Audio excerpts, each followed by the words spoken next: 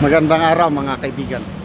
Bigyan natin ng reaction, opinion itong post na nabasa ko. Pahayag ni Congresswoman Luistro nung tinanong sa isang press conference kung ano bang timetable nila, hanggang kailan matatapos ang impeachment trial ni VP Sara. Ang sagot niya is gusto nila tapusin bago mag-Christmas, within this year, December, para daw masaya lahat ang ating Pasko. Kasi sa pahayag ni Senate President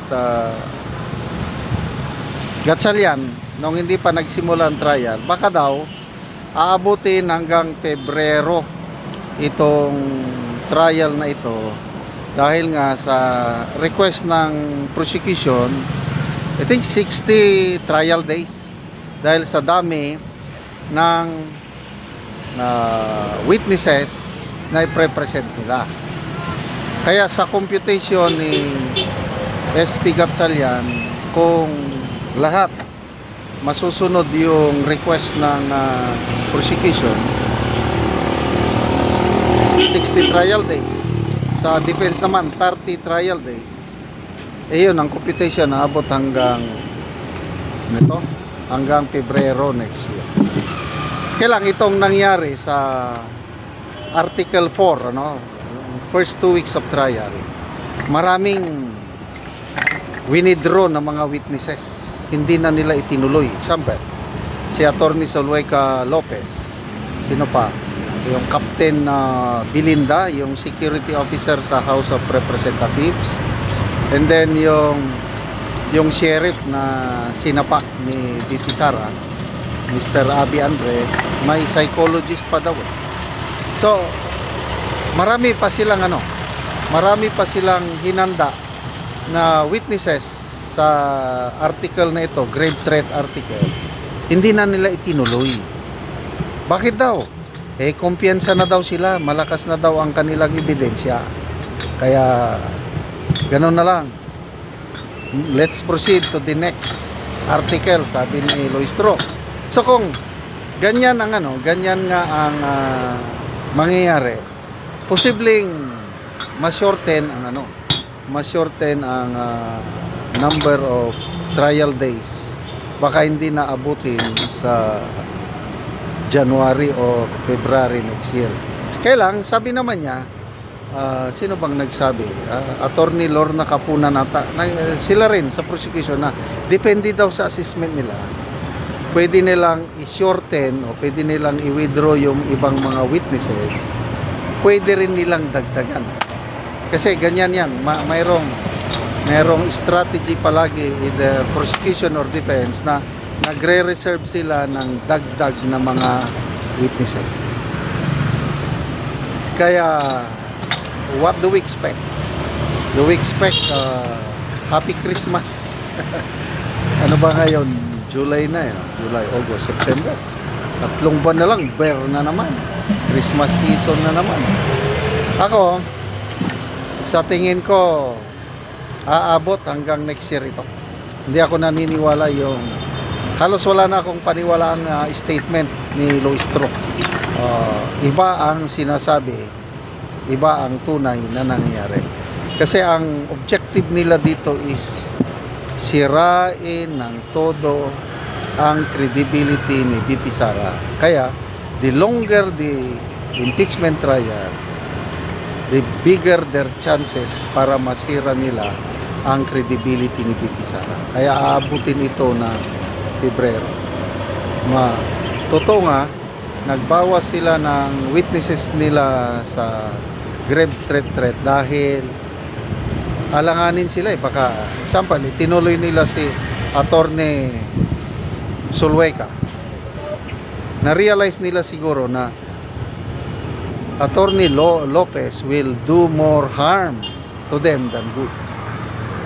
And yan ang nakita ko It's a risky gamble for them to present Attorney Zulueca Lopez as an adverse witness. Yun din, yung nakita ko yung sheriff na sinapak ni VP Sara, Mr. Abby Andres. Ang gusto nilang ipakita yung gaano ka-violente si VP Sara kasi nananapak. Kaya lang kung ituloy nila si Mr. Andres, palagay ko hindi nila ma-achieve yung objective nila kasi in the first place, ayaw na ni Mr. Abby Andres. Sabi niya na huwag niyo na akong isama sa political yung kaguluhan na yan. Nananahimik na ako, maganda na ang position ko sa Supreme Court, pwede ba huwag nyo na akong isama. Ayun, unwilling witness. Tapos i-represent pa nila, talaga masisisanti sila. It will not be good for them. Kaya ganon. So, ano yung susunod na article of impeachment? Unexplained wealth. Kaya ang Senado ngayon, impeachment court, magdi-decide kung pagbibigyan ba yung mga motion na isusupwe na ang mga tax records ni VP Sara ang kanyang mga AMLAC documents.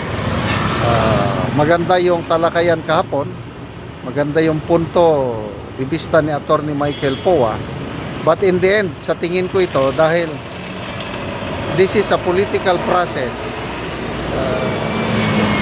yung Senate of Malacanang, yung Gatchalian Block, they have the numbers. Pag nagbotohan yan, mananaig pa rin na mai-issuehan ng subpoena ang BIR para i-produce ang mga tax records ni VP Sara.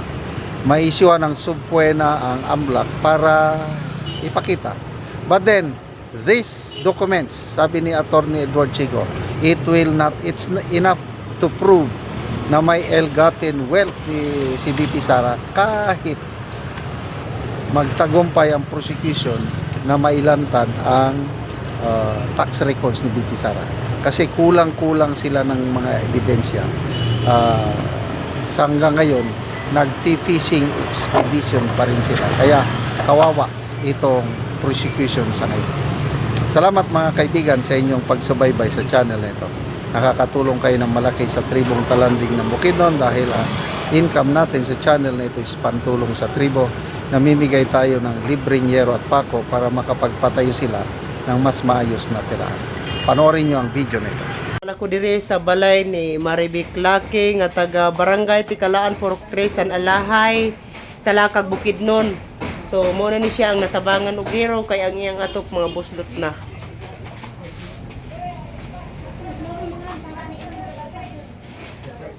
O muna ni ang gihatag nga yero nga napulok kabuok nga di 8. Pinay to na manoy. Tawanan ta.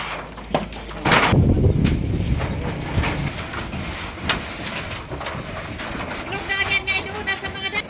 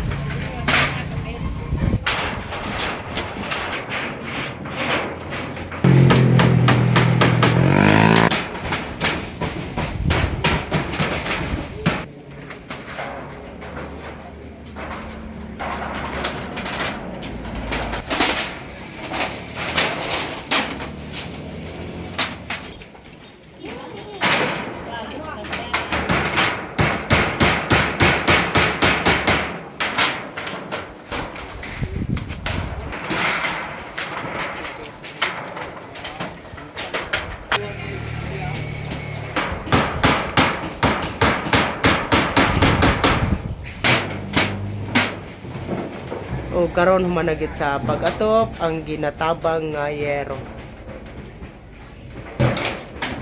Ang una, salamat sa Ginoo nga gidungog niya ang pag-ampo nga tungog ang pag-ampo nga nainabangan niyo sa Oo, so pila na to katuig ang imong atop nga gitanggal, nga gipulihan karon sa gitabang nga yero? 20 na katuig. 20 na to katuig.